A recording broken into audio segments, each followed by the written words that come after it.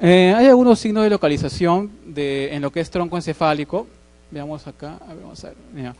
Por ejemplo, la respiración el estado de hiperventilación, ¿no? Es por lesión del mesencéfalo. La respiración apneústica, en donde la apneústica es cuando tú prolongas la inspiración, ¿no? La apneústica es por lesión de puente.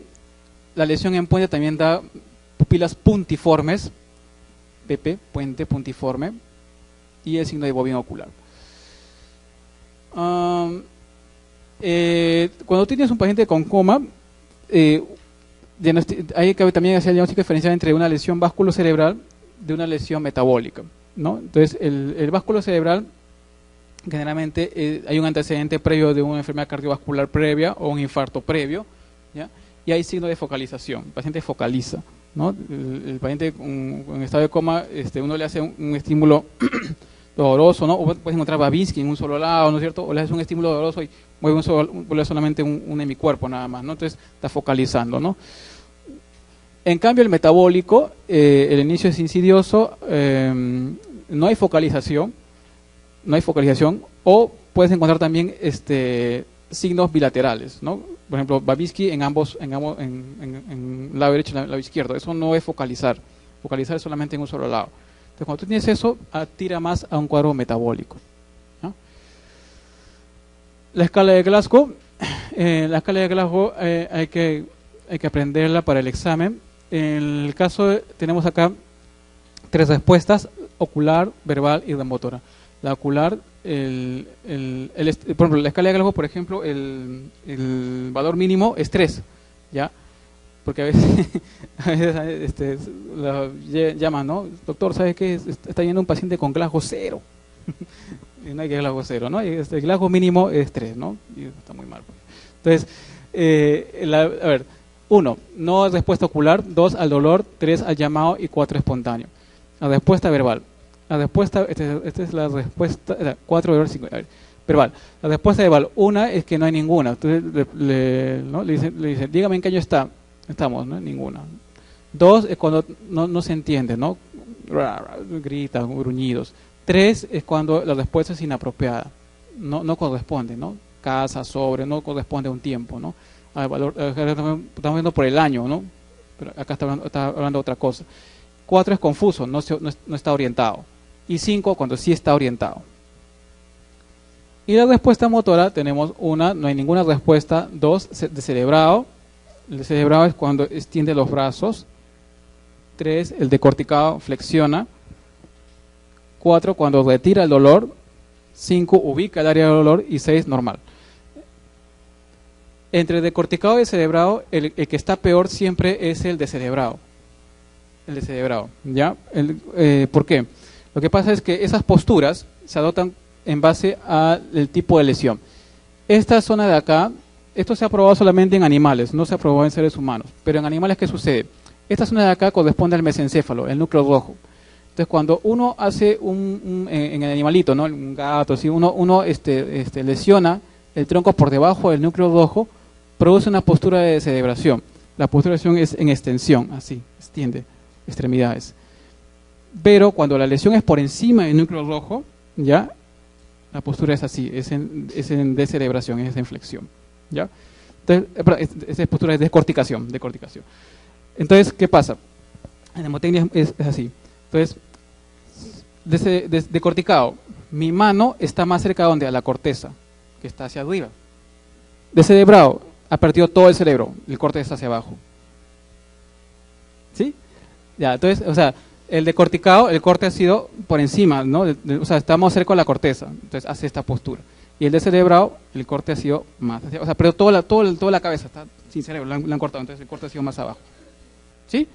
Decorticado. Entonces, ¿quién está peor? El que va a estar peor siempre es el descerebrado. ¿Por qué? Porque la lesión está más cerca al bulbo. Y como la lesión está cerca del bulbo, está cerca de cosas, los núcleos de la respiración, núcleo de control de la presión arterial. Y si se lesiona eso, pues el paciente pierde funciones vegetativas y muere.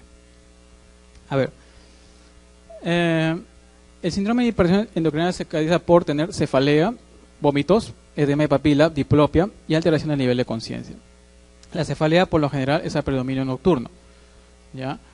Esto porque hay, o sea, en la noche hay, como no hay respiración, o sea, la respiración la frecuencia respiratoria disminuye, ¿no es cierto? Entonces empieza a aumentar un poquito más el CO2 de lo normal. Entonces el CO2, ¿qué es lo que hace el CO2? El aumento de la presión arterial de CO2 en los vasos del cerebro, ¿qué es lo que hace? Vasodilata. Ese es su reflejo, o sea, vasodilata, ¿no? Entonces la vasodilatación que produce dolor de cabeza, por eso que la cefalea es a predominio nocturno, y aumenta con la maniobra de Valsalva. Los vómitos a predominio matutino en escopetazo. El edema de papila, en lactantes puede haber movimiento de las fontanelitas, ¿no es cierto?, de esta cintura, y puede haber también incluso diplopia por lesión del sexto par craneal. El aumento de la presión intracraneal es esta de acá, el aumento de la presión intracraneal. La presión intracraneal depende de tres elementos. Depende de la cantidad de parénquima cerebral, de la cantidad de sangre y la cantidad de líquido. Por si acaso, el cerebro tiene linfa. Hay vasos linfáticos a nivel del cráneo, o sea, en el encéfalo, en la cavidad craneana. ¿Sí? No hay. ¿Ya? No hay. Es uno de los pocos órganos que no tiene linfa. No tiene linfa. ¿Ya? Entonces, mire. Entonces, en la cavidad craneana, ¿qué encontramos? Parénquima cerebral, encontramos líquido cefalorraquídeo y encontramos sangre. Entonces, el acúmulo o el aumento de cualquiera de esos tres va a generar ¿qué cosa? Un aumento de la presión intracraneana. ¿Sí? Si hay un tumor, parénquima cerebral empieza a aumentar, aumenta la presión intracraneana. Si hay una hidrocefalia, ¿no? Aumento. Si hay un sangrado, entonces eso es, ¿ya? Entonces, si esto aumenta, ¿qué sucede? Empieza a disminuir el flujo sanguíneo cerebral. El flujo sanguíneo cerebral depende de que la presión de perfusión cerebral entre la resistencia vascular, ¿no? Esta es la fórmula del PQR, pues, ¿no? O sea, la fórmula de la ley de Ohm, ¿no? ¿Te acuerdas? Presión es igual a flujo por resistencia. Entonces, flujo sería igual a presión sobre resistencia, ¿no? ¿Te acuerdas la ley de la presión arterial? Ya. Entonces, este flujo sanguíneo cerebral depende de qué, de esto de acá, y la presión de perfusión cerebral depende de qué, de la diferencia entre la presión arterial media y la PIC, entre la resistencia vascular, la presión arterial media. Entonces, la presión arterial media, normalmente en el cerebro, tengo entendido que hay un valor, hay un rango de valor en el cual se maneja el cerebro, ¿no? Entonces, cuando esto empieza a aumentar, la presión arterial media también empieza a alterarse. Pero si esto aumenta, entonces disminuye el flujo sanguíneo. Y al disminuir el flujo sanguíneo, llega poco oxígeno y puede haber lesión a nivel, o sea, empieza a haber isquemia, pues, ¿no? Y la isquemia genera una serie de cambios, cambios en las funciones vitales. La hipótesis de Monro-Kelly considera de que como el encéfalo, o sea, esta cantidad de parénquima, de líquido y de sangre debe ser constante. ¿Por qué? Porque la cavidad craneana no se puede distender más, es hermética, ¿ya?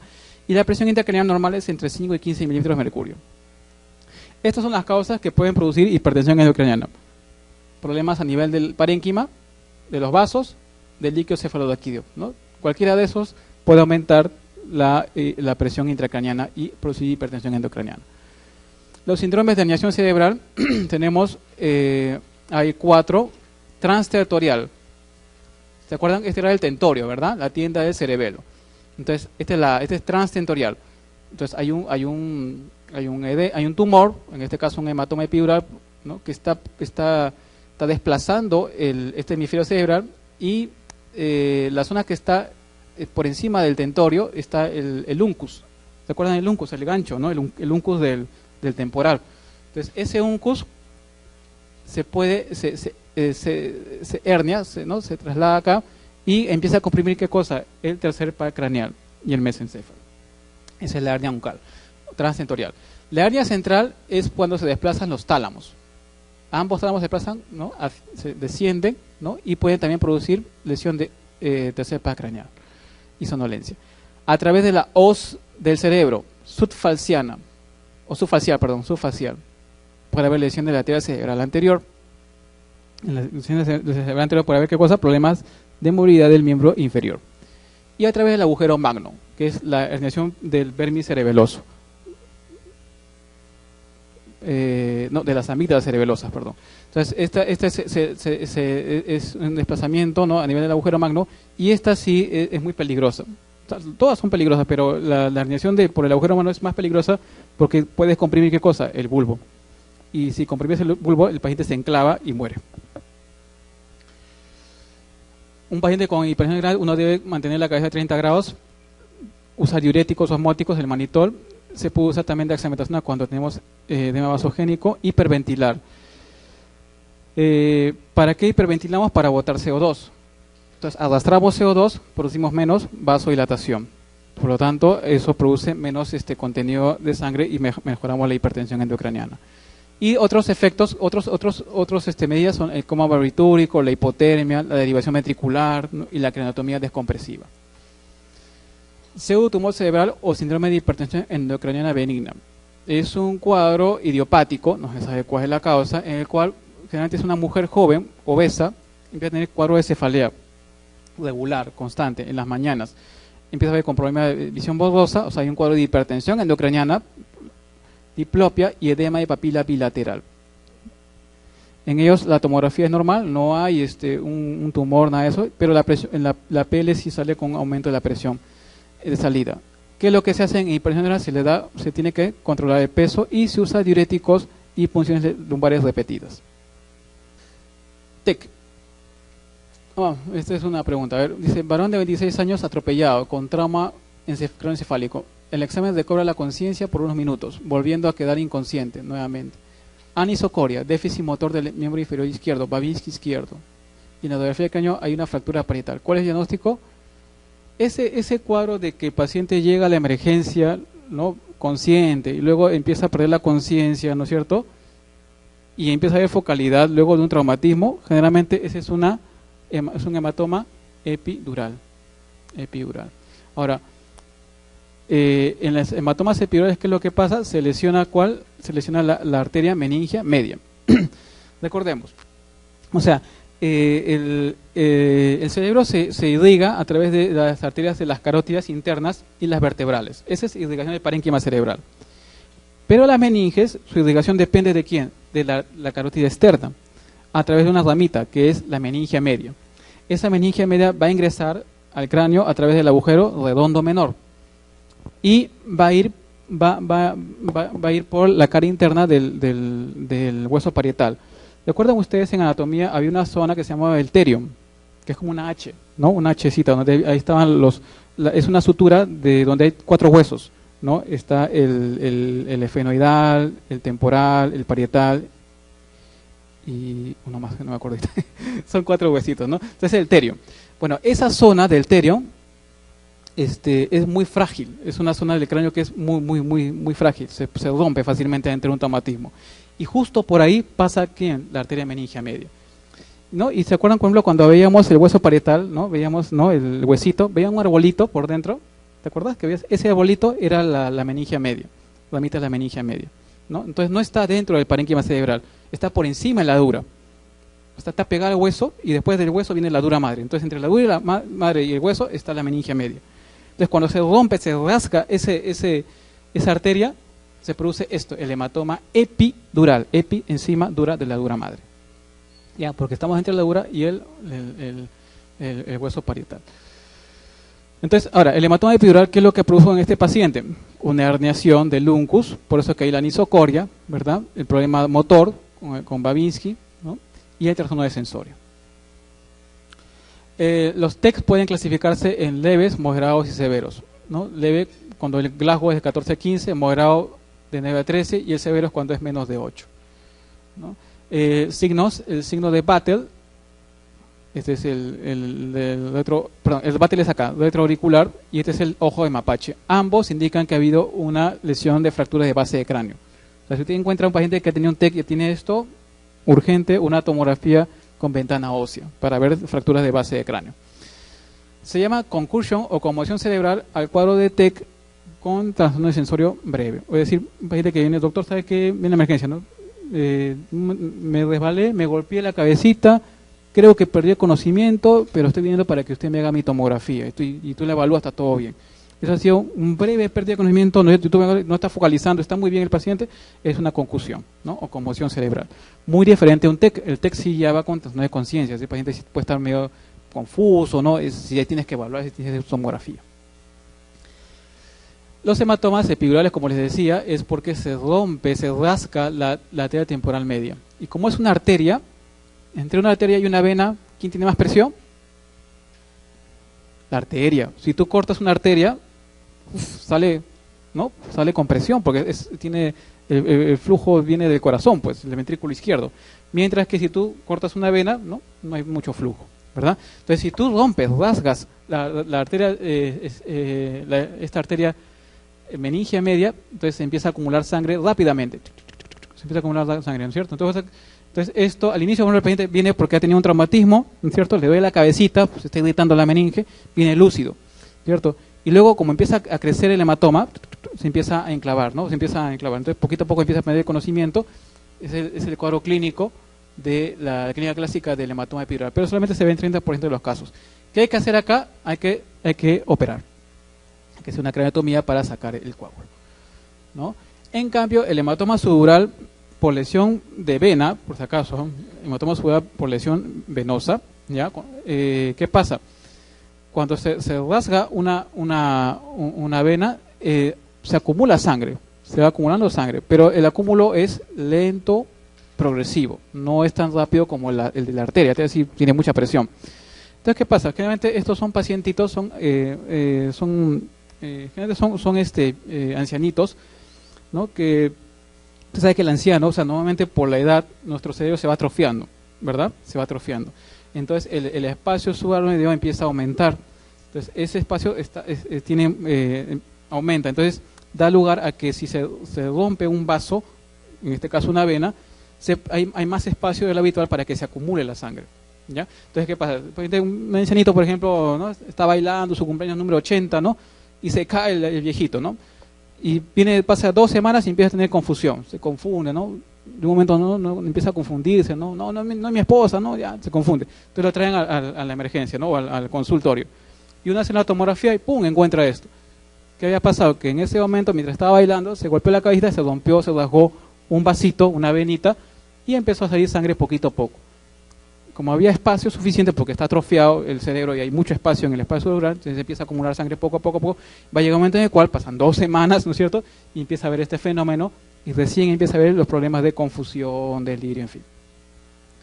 Entonces, en las tomografías, usted debe diferenciar muy bien lo que es un hematoma epidural de un subdural. El epidural tiene esta forma, así es, ¿no? Como una lente biconvexa, ¿no?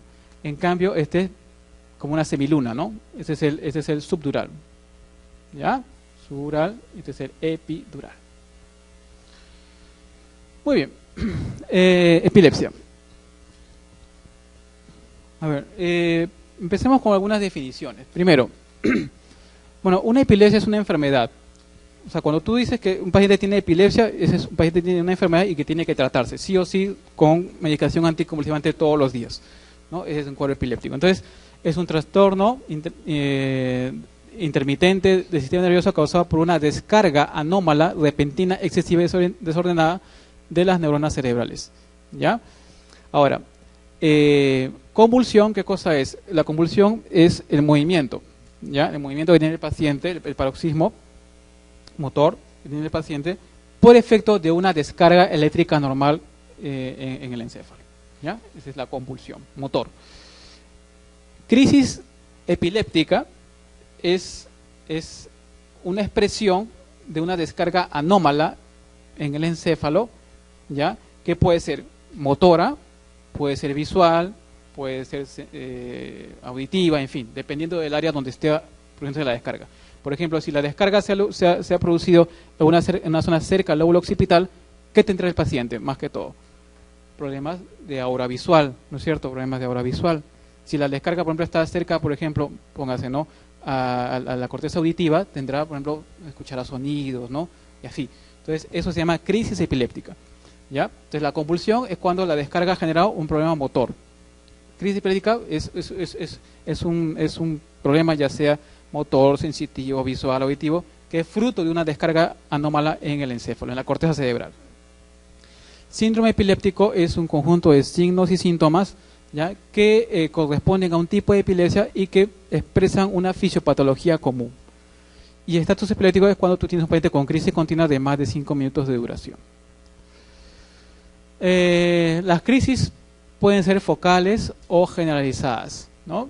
Entonces, una crisis epiléptica focal es cuando se origina una descarga eléctrica en una zona y solamente afecta una red circunscrita, ¿no?, de uno de los hemisferios, o sea, se origina en una red de uno de los hemisferios cerebrales. En cambio, la generalizada es cuando se origina en un punto y se expande rápidamente a toda la corteza, ¿ya? Entonces, como en la focal empieza en un punto inicial, ¿no es cierto?, al inicio el paciente no pierde conocimiento, no hay trastorno de conciencia.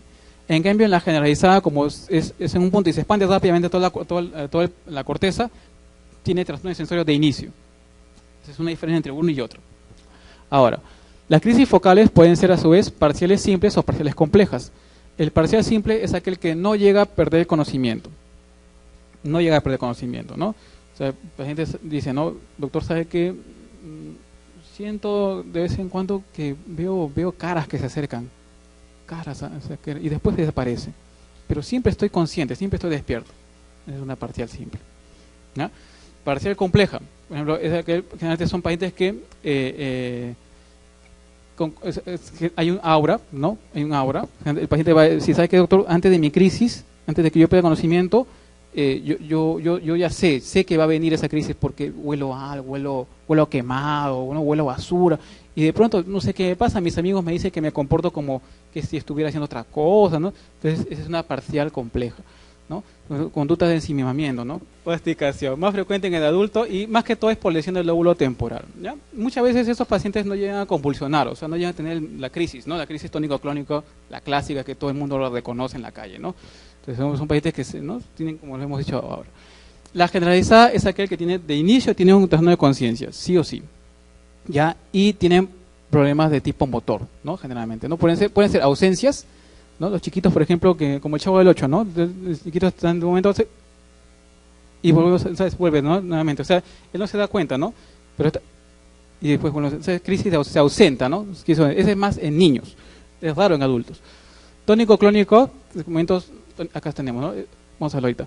Hay tónico-clónicas, tónicas, atónicas y mioclónicas. Vamos a hacer cada una de ellas. Entonces, este de acá es un ejemplo de crisis parciales simples. No hay trastorno de conciencia, ¿no? Y son diferentes, dependiendo del área donde se está irritando, van a haber diferentes síntomas visuales, auditivos, ¿no? Ensimismamiento también, ¿no? El parcial compleja es aquel que pierde el estado de conciencia, ¿no? Empieza con un aura, ¿no? Y tiene, bueno, síndrome empieza masticación espontánea, ¿no? Se empieza a tocar la ropa, en fin. Esta es una crisis de ausencia, es un chiquito que se llama pequeño mal, ¿no? Es una pérdida breve del estado de atención sin caída postural. No hay aura, el niño no se da cuenta, tampoco hay estado posictal. O sea, el niño vuelve a su estado regular como estaba antes, ¿no? Son breves, chiquitas, las crisis de ausencia. Aumenta con la hiperventilación, ¿ya? Y el tratamiento se da más que todo en preescolar, niños menores de 6 años o y hasta la adolescencia. El tratamiento clásico es la etosusimida, pero acá lo que usamos es más que todo valproato, ¿no? Porque acá no hay etosusimida, acá lo que se usa es valproato. La ausencia típica tiene mayor compromiso de conciencia y poco después de tratamiento. Pero acuérdense, la crisis de ausencia, pequeño mal, niños y valproato. La tónica clónica es el gran mal, ¿no? Es la crisis generalizada. De inicio brusco, no da auras, el paciente empieza con contracciones tónicas generalizadas, ¿no? Hay cianosis, taquicardia, hipertensión, midriasis, clonus. La parte tónica dura 1 hasta máximo 2 minutos y después viene la fase posictal, ¿no? Puede haber también tónica clónica con clonus, ¿no? Entonces, en posictal, el paciente está inconsciente, no hay respuesta, hay flacidez y hay hipersalivación. Luego de eso puede haber cansancio de cabeza, mialgias, y la causa más frecuente son los trastornos metabólicos.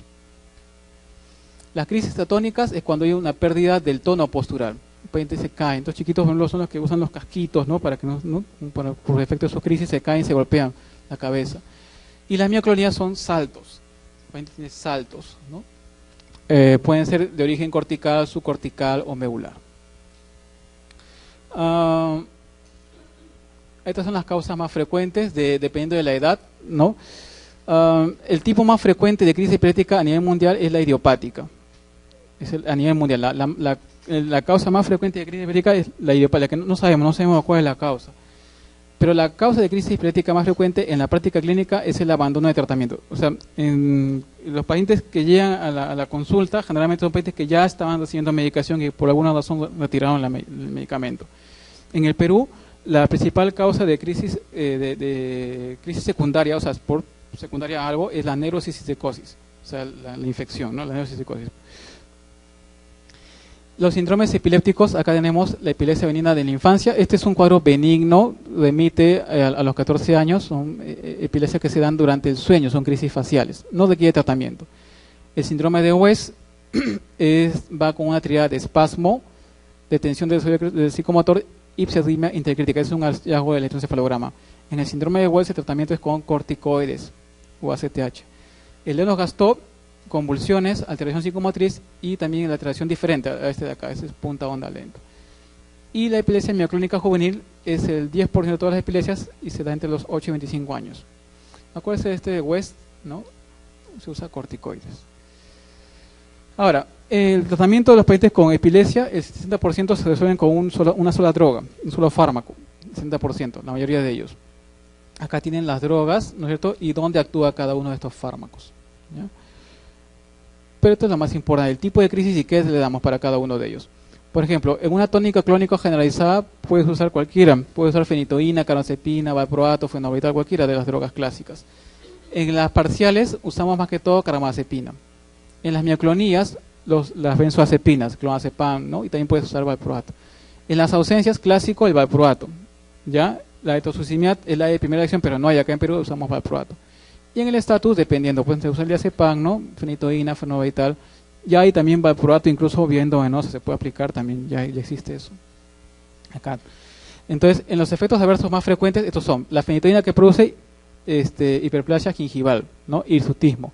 La carbamazepina produce daño hepático, ¿ya? Hematológico. El valproato, subida de peso, ¿no? Problemas hematológicos, pancreatitis, caída de cabello. La lamotrigina puede producir ensantema. La lamotrigina es el fármaco más inocuo para gestantes que están con epilepsia, lamotrigina. El problema de la lamotrigina es que si tú le das de frente la dosis completa, te va a producir un rash, un exantema. Entonces hay que darle poquito a poco. Y el fenobarbital produce sedación. Entonces, en embarazo y epilepsia, la droga que está reportada como la más segura es la lamotrigina, ¿ya? De todas las drogas es la menos riesgosa. Sin embargo, cuando tú tienes una paciente que viene a consulta, está gestando, el consejo es, y si ya estaba tomando medicación, es no retirar la medicación, ¿ya? Porque es peor. O sea, si tú le retiras la medicación, hay mayor riesgo de que convulsione la mujer, y si convulsiona puede haber pérdida fetal y también daño daño también en la corteza. O sea, puede haber riesgo de epilepsia, ¿no? Riesgo de estatus. Entonces, no es conveniente el retiro de medicamento. Lo que sí es importante es planificar el embarazo y usar el ácido fólico. Recuerde que el valproato, esos medicamentos dañan el ácido fólico, el metabolismo del ácido fólico, el valproato sobre todo, muy peligroso. Entonces puede haber problemas de tubo neural, ¿no? Las disrafias. Entonces, la lamotrigina es el mejor. Ahora, el riesgo de tener malformaciones en una gestante que tiene monoterapia, que está tomando medicamentos, drogas antipiréticas en monoterapia, no es muy alto comparado con el de las personas sanas. En gestantes sanas el riesgo de defecto congénito es de 2 a 3%. En una mujer con buen control, con una sola droga, un solo fármaco, sube a 5 a 6%, o sea, no sube mucho, ¿ya? Tumores. El tumor cerebral más frecuente es la metástasis, no es el primario, es la metástasis. ¿Y cuál es la metástasis más frecuente que llega al cerebro? Es la de pulmón, cáncer de pulmón, ¿ya? En el caso del varón, el pulmón; en el caso de la mujer es el cáncer de mama. Pero entre esos dos, en la población, lo que es más el cáncer de pulmón, ¿sí? El tumor primario más frecuente en el adulto es el glioblastoma multiforme, es un tumor de la glía. Como les decía, el tumor la localización más frecuente de tumores en los niños es infratentorial, en los adultos son supratentoriales, ¿no? Un chiquito con cefalea, con problemas de ataxia, ¿no es cierto? Probablemente ese es un tumor de infratentorial. Bueno, la clínica, lo más frecuente, ¿qué cosa es? La cefalea. No es tanto la focalización. La focalización ya después aparece, ¿no? Pero más gente es la cefalea. Puede haber también problemas de conducta, problemas de personalidad, ¿no? El déficit, la focalidad es después, puede empezar como convulsiones, baja de peso, malestar general y fiebre. Como les decía, lo más frecuente son los tumores metastásicos. La localización más frecuente es la unión córtico-subcortical entre la corteza y la sustancia blanca. El más frecuente en varones es el pulmón, en las mujeres se llama, pero entre estos dos el pulmón es el más frecuente. La imagen, ya tiene la mnemotecnia. La mnemotecnia, mira, por ejemplo, el cáncer de pulmón, ¿por qué la gente le da cáncer de pulmón? Porque fuma. ¿Y el humo de tabaco qué hace? Asciende. Claro, pues el humo que está en el pulmón asciende al cerebro y se queda ahí, pues y ahí produce el tumor. Pues. Bueno, la lesión va a ser una lesión hipodensa, capta contraste y hay edema colateral. Tratamiento de radioterapia. Los tumores de la glía son los tumores primarios más frecuentes, ¿ya? El más frecuente de todos los gliomas, bueno, los astrocitomas. El meningioma es el segundo tumor intracraneal más frecuente. Lo bueno es que los meningiomas son benignos, ¿ya? No hacen, el crecimiento es muy lento, ¿no? El paciente puede estar con su meningioma y se puede morir con meningioma sin haber tenido nunca focalidad, ni convulsiones, ni nada de esas cosas. Es benigno, el tumor es de crecimiento lento. Bueno, dependiendo de dónde se localice, puede haber un síndrome. Como son lesiones de meninges, por ejemplo, si es en el lado frontal, puede haber una hidrocefalia. Si es en el ala menor del esfenoide, el síndrome de Foster-Kennedy. En el síndrome de Foster-Kennedy lo que estás lesionando es una meninge que está cerca a la hendidura esfenoidal y al canal óptico. Entonces, como hay una presión sobre el nervio óptico, va a haber anosmias, porque ahí va a presionar el bulbo olfatorio, va a haber atrofia óptica del mismo lado donde está el tumor y va a haber papiledema del lado contrario. Ese es el síndrome de Foster-Kennedy. Y bueno, también puede haber problemas en el foramen de mano. La tomografía es el estudio se puede hacer con tomografía de resonancia y el tratamiento es quirúrgico. Este es un meningioma, no hay compromiso del parénquima, no es dentro, es por fuera, meninges. Los schwannomas son los tumores de la célula de Schwann. El más frecuente en el ángulo pontocerebroso es el neurinoma del acústico. El neurinoma del acústico, cuando se hay un schwannoma, o sea, un tumor del octavo par craneal, hay un compromiso del séptimo par craneal, del quinto, de todos los que están por vecindad, ¿no es cierto? Incluso por haber compromiso del hemisferio cerebeloso. Tumores del área pineal, están los germinomas, el más frecuente, y puede haber un síndrome de Parinot. El Parinot, síndrome de Parinot, lo vamos a ver también en la siguiente clase, es cuando hay una lesión del mesencéfalo, del tegmento del mesencéfalo, de la parte posterior del mesencéfalo. Allí hay unos núcleos que hacen que los ojos miren hacia arriba, centro de la mirada vertical. Entonces, cuando tú tienes una lesión de esa zona del mesencéfalo, ya, de la porción posterior al acueducto de Silvio, ¿sí? Si se lesiona entonces el paciente, tú le haces mover los ojos, no va a poder mover hacia arriba, no sigue. Entonces, no va a mirar para arriba no, Parinot. Entonces, esa es la mnemotecnia, síndrome de Parinot. En la hipófisis, el tumor más frecuente es el prolactinoma. Ya saben que eso da la hemiplegia bitemporal. ¿Ya? Hay un cuadro, en el linfoma primario del sistema nervioso central se asocia a SIDA, ¿no? Infección por Epstein-Barr. Hay un cuadro que se llama la apoplejía hipofisiaria. Es un tumor muy grande de la hipófisis que al haber el tumor empieza a expandirse tanto que produce una compresión de los pequeños vasos que irrigan a la hipófisis y produce una apoplejía hipofisiaria. Esto puede incluso hasta sangrar y es una urgencia inmediata eso tiene que operarse rápido al paciente porque puede perder la visión en ambos ojos. Entonces, esto va con cefaleas súbitas, náuseas, vómitos, oftalmoplejía, pérdida de visión y trastorno de conciencia. Tumores medulares, lo más frecuente es el dolor en cinturón, el extradural más frecuente es las metástasis y el ependimoma es el tumor intramedular más frecuente. Recuerden que el epéndimo o el canal del epéndimo es la continuación de los ventrículos, pues, ¿no? Usted sabe que en la médula espinal hay, en el centro hay un conducto, el conducto del epéndimo. Por ahí pasa el líquido cefaloraquídeo, es lo que continúa de los ventrículos, ¿no? Los acueductos. Ahí ese tejido que está en el epéndimo son células epiteliales, se llama, y cuando se produce el tumor se llama ependimoma. Y por último veamos los síndromes neurocutáneos, ¿no? Es una revisión de estos síndromes. Se llama también facomatosis porque van más que todo con lesiones en piel, maculares. Es una displasia, a nivel del desarrollo. Son cuadros autosómicos dominantes y van con estas características. Son pacientes que tienen manchas mucocutáneas congénitas, formaciones tumorales originadas en las células no diferenciadas y otras malformaciones de nacimiento. Pero generalmente las manchas, ¿no? Las manchas mucocutáneas. Pueden ser por su origen neuroectodérmico o mesodérmico, de acuerdo a su origen. Los neuroectodérmicos, ahí están los neurofibromatosis múltiples o la enfermedad de Born-Dickenhausen y la esclerosis tuberosa o enfermedad de Borneville. Y en mesodérmico están las angiomatosis del trigémino cerebral o enfermedad de Sturge-Weber-Crabbe. Y tenemos la angioblastomatosis retinocerebelosa o enfermedad de Bob-Hippel-Lindau.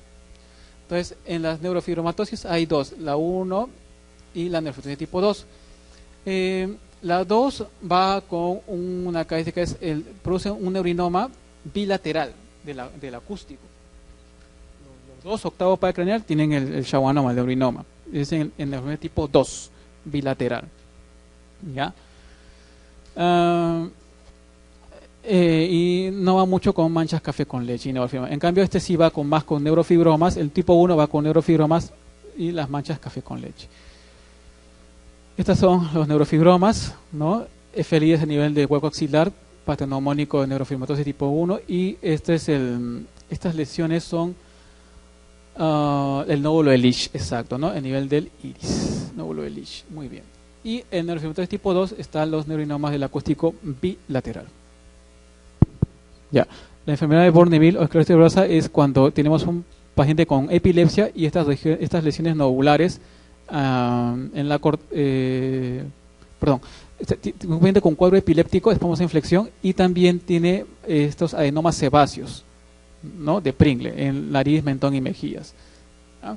Es la enfermedad de Borneville. La enfermedad de Sturge-Weber-Crabbe es esta lesión, esta angioma a nivel del trigémino. Okay, entonces está el angioma en la cara a nivel del trigémino. Puede haber un angioma meningio y hay epilepsia, ¿no? Y la enfermedad de von Hippel-Lindau, que va con estos angiomas a nivel de la retina, ¿no? Hay hemangioblastoma y estos hemangioblastomas están ubicados en la retina y en el cerebelo, ¿no? Y curiosamente estas lesiones producen eritropoyetina, entonces de repente van con poliglobulia. Muy bien, veamos algunas preguntas. A ver, dice, las lesiones de la vía piramidal se caracterizan por lo siguiente, excepto... Cuando hablan de lesión de vía piramidal, están hablando de lesión de primera neurona, ¿ya? Entonces, a ver, ¿cuál de esas no hay en lesión de primera neurona? A ver, vamos a ver, Babinski sí hay, ¿no? Hiperreflexia por Abel-Klums también. Esto no hay, ¿no? Fasciculaciones no hay, ¿sí? Esto de acá no existe, no hay en la lesión de primera neurona. La fasciculación se puede presentar en lesión de segunda, ¿no? Pero no se ve en lesión de primera. ¿Cuál es el tratamiento más efectivo en el espasmo infantilo síndrome de West? Habíamos visto que en West, ¿cuál era? Los corticoides, ¿no? La ACTH y los corticoides, acá hay ninguna. La causa, en el Perú, la causa más frecuente de epilepsia en el adulto es, en el Perú, cisticercosis cerebral. A ver, hallazgo normal en el líquido cefaloraquídeo. Lo que nunca puede haber en el líquido, o bueno, en un líquido normal, hematíes. O sea, puede haber, la punción te puede generar, por ejemplo, la punción lumbar, puedes haber lesionado un vasito, ¿no? Pero en el líquido en sí no debe haber sangre. Puede haber un poquito de leucocitos, unos cuantos leucocitos, pero no puede haber hematíes, ¿no? Ah, perdón, ¿qué está diciendo acá? Es normal. En el líquido cerebral aquí, acá le he puesto leucocitos.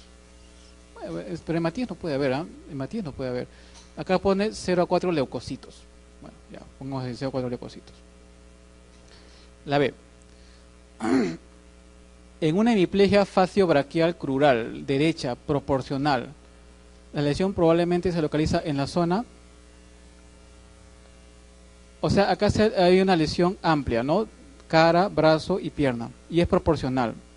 O sea, tiene que ser una zona donde están todos los axones reunidos. Una pequeña zona donde están todos los axones reunidos. La cápsula interna, exacto, la cápsula interna. ¿Cuál de los siguientes cuadros clínicos es la manifestación más frecuente de cisticercosis cerebral? Convulsión, ¿no? El síndrome convulsivo es la causa, es la manifestación más frecuente de cisticercosis cerebral. A veces ni da síntomas. A veces hay una pequeña cefalea, ¿no? Pero la convulsión es una visión muy frecuente. Las siguientes entidades producen convulsiones, excepto. ¿Cuál sería? La hipolisemia te puede producir convulsión, ¿sí? Igual que los problemas electrolíticos. Vasculitis también. Si hay una vasculitis, una inflamación, isquemia, puede producir crisis convulsiva. La eclampsia también va con eso, pero la dislipidemia no. La dislipidemia no va con crisis convulsivas. ¿Cuál de los siguientes es signo de lesión de neurona motora superior? El Babinski, ¿no? El Babinski. Muy bien. A fin de prevenir un mayor daño neuronal en un paciente en coma, los siguientes problemas deben corregirse de inmediato. Solo uno de ellos no es prioritario. Bueno, en realidad, o sea, todos deberían corregirse, ¿no? Sin embargo, por ejemplo, temperatura, si tienes que evitar la hipertermia. Cuanto más temperatura tiene el paciente, más daño cerebral. ¿Ya? La hipotensión sí, la hipoxia sí, la hipercania. La hiperemesis, bueno, de todos estos, la hiperemesis es la que menos amerita. Bueno, en realidad debería corregirse también, ¿no? La E. Un paciente de 30 años, mientras conversa, comienza a referir que siente que algo le huele mal, como si estuviera en estado de putrefacción. Luego, bruscamente queda con la mirada fija, sin hablar, realiza movimientos masticatorios y después de un minuto se muestra confuso por unos 10 minutos más. ¿Ya qué cosa es esto? Parcial compleja. Parcial compleja. ¿Ya? ¿Cuál de los siguientes es el signo más característico de la lesión de neurona motora superior? Otra vez, se repite cada uno, ¿no? A ver, el más característico. Babinski, ¿no? Está fácil esto, ¿no? Gestate en la 14ª semana. Desde hace semanas presenta náuseas y vómitos persistentes, ¿sí? Respuesta al dimegrinato. Ha recibido en los últimos 15 días sueros glucosados por vía endovenosa. Actualmente presenta edema de miembros inferiores, taquicardia, diplopía, dificultad para la marcha, nistagmo y alteraciones mentales. Presión 10/7, pulso 115, análisis hemoglobina 9, sodio 130, bilirrubina 2, bilirrubina directa 1.4. A ver, esto, ¿qué cosa es? Wernicke, ¿no? Wernicke. ¿Por qué? Porque primero que la mujer no está comiendo, le han dado alta cantidad de glucosa, ¿no es cierto? Y está teniendo el síndrome, pues, ¿no? La diplopia, la dificultad para la marcha, nistagmus, la alteración mental. Este es un síndrome de encefalopatía de Wernicke. ¿Qué hay que dar acá? Tiamina, muy bien. Paciente de 18 años de edad acude a la consulta porque en los últimos 6 meses presentó 3 episodios de crisis parciales motoras, con generalización secundaria y parálisis de TOT posictal. Antecedente familiar, madre y tío sufrieron epilepsia durante la niñez. El examen neurológico es normal y trae una ataxia cerebral informada como normal. La indicación terapéutica más adecuada sería... A ver, si dice en los últimos 6 meses presentó 3 crisis parciales motoras.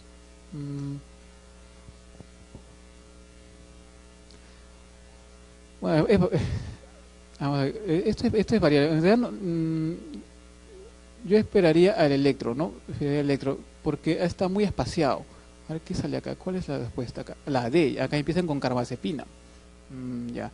Seguro lo que ha empezado acá es que como es una parcial motora, en parcial motora la carbazepina es el indicado, ¿no? Yo esperaría un poco más de tiempo. A ver, entre 6 meses, en los últimos 6 meses, 3 crisis parciales motoras. Bueno, tomografía normal, todo, sí puede ser. Pero yo le daría su electro. y le haría un electro prolongado, ¿no? Bueno, esa es la carbamazepina. Varón de 18 años que ingresa a emergencia por caída desde un andamio de 6 metros de altura. Al examen presenta apertura ocular a los sonidos, flexiones de tirada frente al dolor, lenguaje incoherente. De acuerdo a la evaluación de escala de coma de Glasgow, el paciente presenta, acá tienen que ver el Glasgow, ¿no? ¿Cuánto sale el Glasgow ahí? A ver, calcule. Y recuerde que los TEC son cuando es menos de 13 hasta 9, es un TEC moderado, ¿sí? De 14, 15 es normal, ¿no? Y menos de 8 ya hay que intubarlo, ¿no? El paciente hay que intubarlo, eso es grave. ¿Cuánto sale el Glasgow acá? ¿Han calculado? Debe salir es 9. Debe salir es 9, ¿ya? Entonces, esto es un moderado. Es un TEC encefálico moderado. Después dice, mujer de 45 años llega a la emergencia porque bruscamente presenta cefalea intensa, vómitos y trastorno de conciencia. Al examen se le encuentra estuporosa, con rigidez de nuca y parálisis de tercer nervio craneano derecho. La tomografía revela una hemorragia subaracnoidea por probable ruptura de aneurisma cerebral. ¿Cuál es la conducta a seguir acá? Le damos corticoides, corroboramos con una punción lumbar que sea hemorragia cerebral, hipotensión controlada, reparación precoz del aneurisma o restringir la emisión de líquidos por edema cerebral. En este caso, si ya tienes un paciente que está teniendo trastorno de conciencia y tienes un diagnóstico de HCA por tomografía, lo que tienes que hacer ya es reparar eso, ¿no? Tienes que reparar porque se puede enclavar más el paciente, entonces inmediatamente cirugía. Paciente de 5 años, hace 8 horas súbitamente presenta afasia de expresión y hemiplegia derecha, el predominio facio-braquial. Antecedentes de hipertensión arterial sin control médico ni farmacológico en los últimos años. Su presión es 16/10, temperatura 38,5. La tomografía no muestra alteraciones. En esta fase, ¿cuál de las siguientes es la medida terapéutica inicial más conveniente? Dale un trombolítico, baja la fiebre, baja la presión, dale heparina o infundir dextrosa. Cuando tú tienes un paciente que tenía un ACV, ya tienes que evitar, entre las medidas primarias, es evitar la fiebre. La fiebre daña el encéfalo. La fiebre daña el encéfalo. Entonces es bajar la fiebre. ¿Ya? Bajar la fiebre. En este caso, a ver, si hay afasia de expresión, hemiplegia derecha, que la predominio facio-braquial, ¿dónde ha sido el infarto? Expresión. Exprésate. ¿Con qué te expresas? Con la boca. Área de Broca. ¿Ya? Y esa área de Broca es la área motora, por eso que está cerca de ¿dónde? Por eso que tiene hemiplegia, pues. Está cerca del área de Broca, ¿no? ¿Qué hemisferio se debe haber lesionado? ¿Derecho o izquierdo? Izquierdo. Tiene que ver con el lenguaje. ¿Ya? Esta es una afasia, pues. El hemisferio izquierdo. ¿Ya? Esto manejo de ACV vamos a hacer mañana. ¿Ya? Vamos a ver cómo es el manejo. Mujer de 25 años con 8 semanas de gestación, diagnóstico de epilepsia generalizada. Recibe carbamazepina 200 cada 8 horas desde hace 2 años, siendo su última crisis epiléptica hace 3 meses. ¿Cuál sería la indicación más adecuada? Continuar sin ningún cambio, controlar la condición sérica del antiepiléptico, intercambiar carbamazepina por diazepam, pasar a otro antiepiléptico de nueva generación, suspender la medicación. Bueno, de estas, ¿cuáles que no debería hacer? Sí o sí. Suspender, pues, ¿no? O sea, no se puede suspender. No, pues, porque incluso ha tenido una crisis hace poco, ¿no? Hace 3 meses creo que podéis sacar. ¿No? Hace 3 meses tuvo una crisis y está gestando la mujer. Entonces, ¿qué es lo que tengo que hacer acá? Acá yo lo que tengo que hacer, tampoco le puedo cambiar, ya no se puede cambiar ya la medicación, ya. No se puede. Tú puedes cambiar la medicación mientras tú estás planificando el embarazo, pero ya la mujer embarazada ya tomando medicina, ahí en ese momento no se puede cambiar, ¿ya? Lo que sí sería bueno es ver si está tomando la concentración adecuada, o sea, si está siendo adecuadamente medicada con esa droga. Entonces se les dosa la cantidad de carbamazepina en sangre. La respuesta es la B. Varón de 19 años traído a emergencia por traumatismo encefalocraneal sufrido al caer de una motocicleta en marcha. A su ingreso, examen neurológico normal. 12 horas después presenta convulsiones en el hemicuerpo derecho, confusión, midriasis paralítica y hemiparesia derecha. El diagnóstico más probable es, lo más probable es que sea un hematoma, ¿no es cierto?, de tipo epidural. y con herniación uncal. ¿Por qué? Porque ella está viendo problemas de pupila. Se está lesionando el tercer par craneal. ¿Ya? Va a tomar epidural. ¿Cuál de los siguientes tipos de epilepsia se presenta muy raramente en adultos? La ausencia, ¿no? La ausencia es más en niños. ¿No? Al examen clínico, el paciente presenta trastorno de movimiento ocular. Considerando el origen aparente del nervio afectado, la lesión estaría en mesencéfalo. ¿Sí? Mesencéfalo, ahí está el tercero, el núcleo del tercero, el núcleo del cuarto. ¿Ya? Es lo más probable. Varón de 58 años con antecedente de fibrilación auricular. Presenta a consulta por presentar en forma brusca cefalea, dificultad para leer. Al examen se encuentra hemianopsia homónima derecha. El paciente escribe correctamente una frase al dictado, pero no puede leerla. ¿En qué arteria se localiza la obstrucción? Esto vamos a ver el día de mañana. Sí, pues lo han puesto ahí, no sé.